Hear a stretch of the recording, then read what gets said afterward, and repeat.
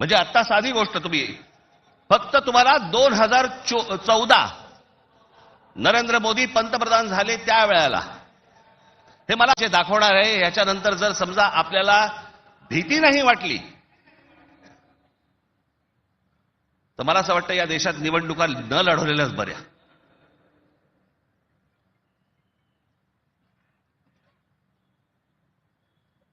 म्हणजे आता साधी गोष्ट तुम्ही फक्त तुम्हाला 2014 नरेंद्र मोदी पंतप्रधान झाले त्यावेळेला हे मला आता 24च्या नंतर आता हे पुढे सगळं समजायला लागलं. या गेल्या वर्षी 24 नाही, हो 24 नंतर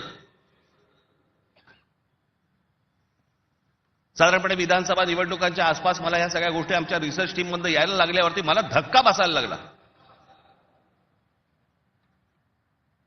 कारण आपण असे बघतच नाही कधी. आपण डोळे झाक करत बसतो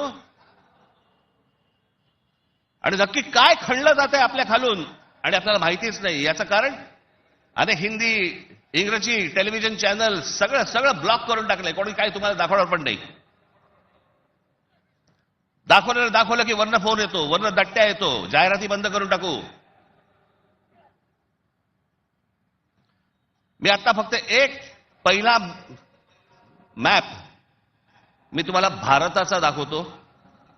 2014चा दाखवा रे.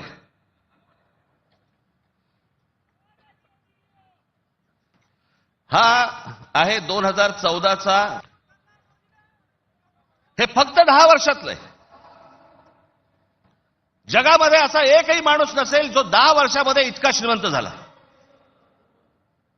मला कुठच्या उद्योगपतीने उद्योग करू नये या मताचा मी नाहीये. इतका दळभद्री विचार माझा नाहीये. पण या देशामध्ये इतके उद्योगपती असताना एका माणसावरती इतकी मेहरबानी या देशामध्ये होते मी जगातलं तर दाखवतच नाही अजून. फक्त 10 वर्षामधली गोष्ट ही 10 वर्षातली. एकाच माणसाला सगळ्या गोष्टी दिल्यात. वीज दिली, सिमेंट बनवण्याच्या उद्योगामध्ये गौतम अडाणी हा माणूस कधी नव्हताच 2014च्या अगोदर. आज देशातला 2 नंबरचा सिमेंटचा व्यापारी येतो. उद्या माणसाने समजा उद्या वीज बंद केली, आम्ही अंधारात. सिमेंट महाग केलं, काही बोलू शकणार नाही. सगळी पोर्ट्स खालपासून वरपर्यंत सगळी पोर्ट्स अदानीना, सगळी विमानतळं अदानीना. महाराष्ट्रात काय परिस्थिती एकदा बघा. महाराष्ट्राचा फक्त एकदा दाखवा.